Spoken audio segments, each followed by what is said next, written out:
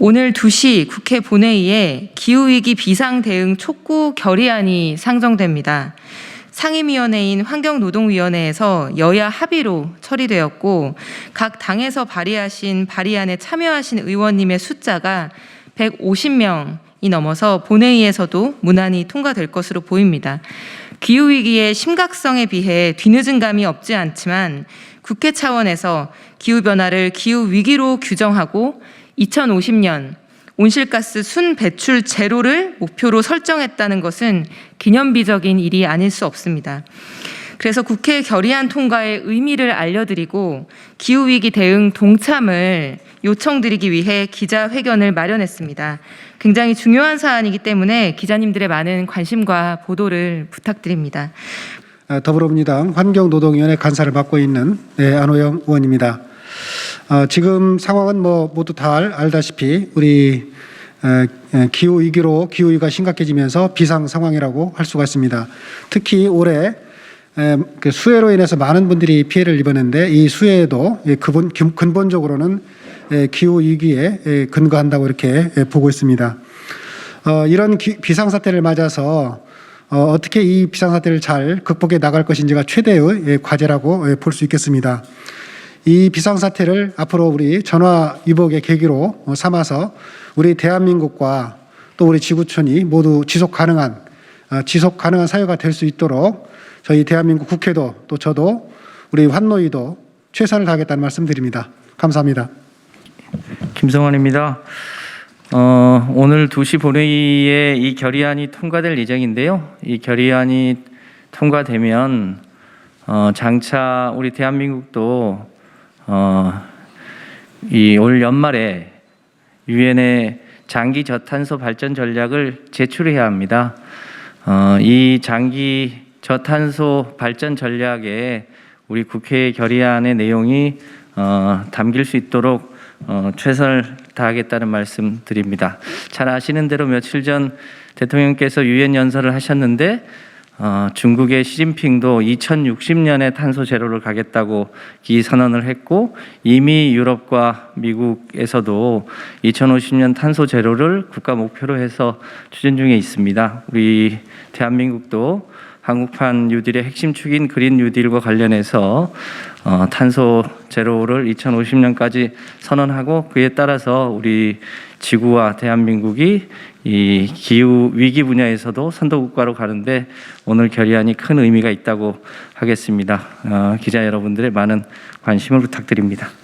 오늘 본회의에 부의될 이 기후 비상 상황 결의안이 아시다시피 총 4건이 발의되어 이제 그 중에 그 대안이 상정되었는데요.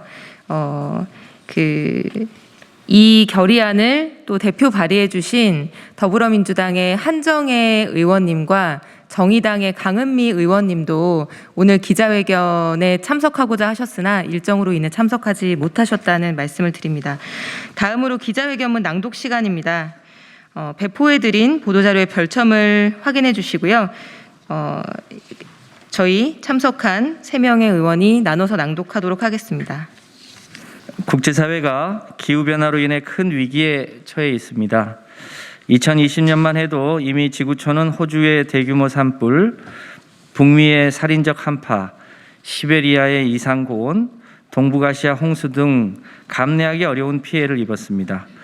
전 지구 평균 기온이 산업화 시대 이전 대비 1도씨 정도 상승한 결과입니다. IPCC 보고서 예측대로 금세기 안으로 최대 4.8도씨까지 상승하면 지구는 파국적 결말을 피할 수 없게 됩니다.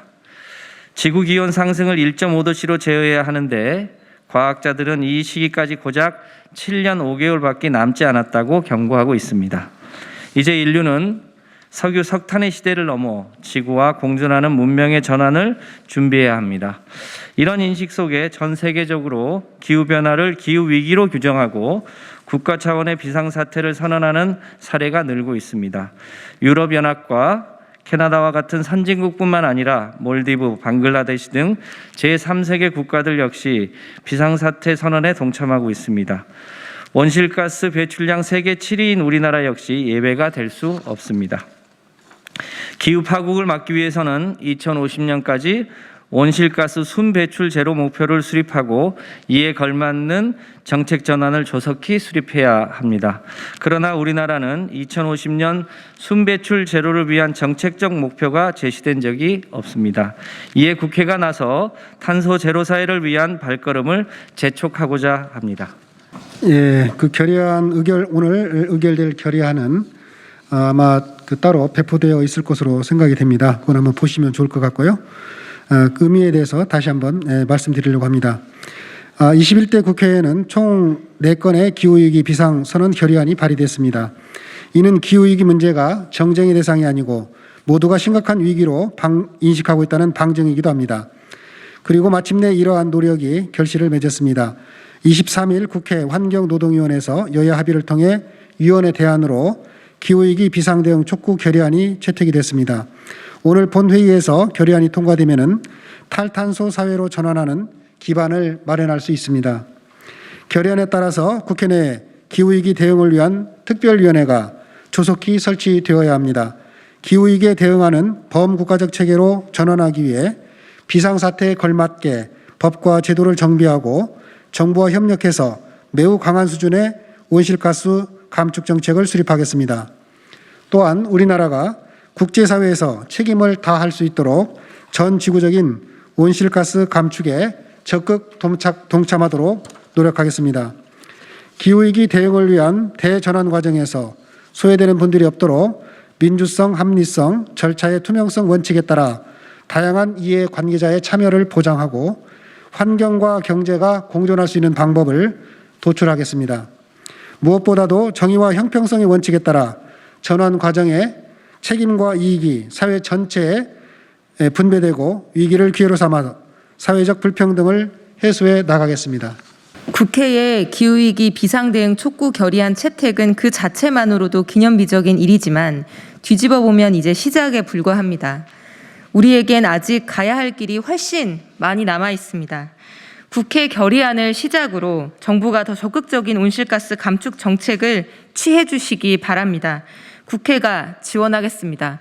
우선 연말까지 수립하여 유엔에 제출해야 하는 2030년 단기 목표 NDC와 2050년 장기 감축 목표 LEDS를 국민들과 전 세계가 납득할 수 있는 수준으로 강화해야 합니다. 또한 우리의 사회 경제 체제가 탈탄소 사회 체계로 시급히 전환될 수 있도록 그린 뉴딜 정책 역시 강화될 필요가 있습니다. 그리고 국민 여러분들께도 호소드립니다.